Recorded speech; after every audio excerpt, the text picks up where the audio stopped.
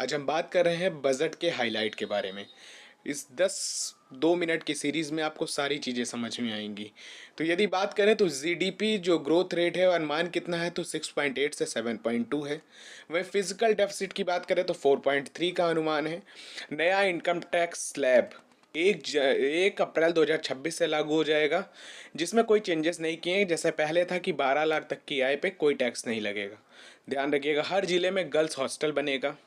देश में 7 high speed railway corridor बनाए जाएंगे। तो ध्यान रखिएगा, रेल क्षमता को मजबूत करने के लिए।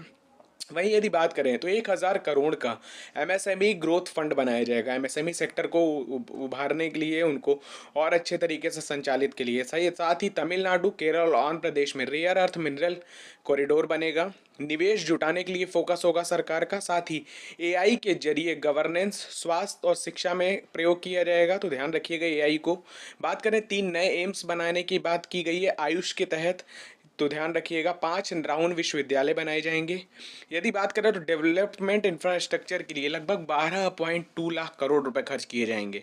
यानी आधारभूत सुविधा जैसे सड़क हो गया, पोर्ट हो गया, बंदरगाह हो गए, हॉस्पिटल्स हो गए, ये पूंजी निवेश किया जाएगा। तो ध्यान रखिएगा, अपने आप में खास हो जाता है। साथ ही कृषि के लिए 1.63 लाख करोड़ रुपए का आवंटन किया गया है। बायोफार्मा शक्ति योजना स्वास्थ्य हेतु लाई जाएगी, जिससे दवा, रिसर्च और टेक्नोलॉजी बढ़ेगी, जिसमें 10,000 करोड़ का आवंटन किया गया है। तो ध्यान रखिएगा।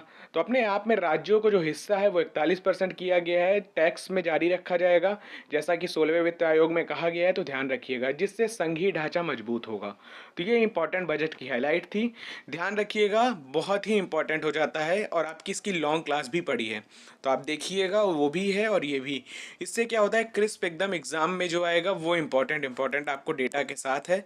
तो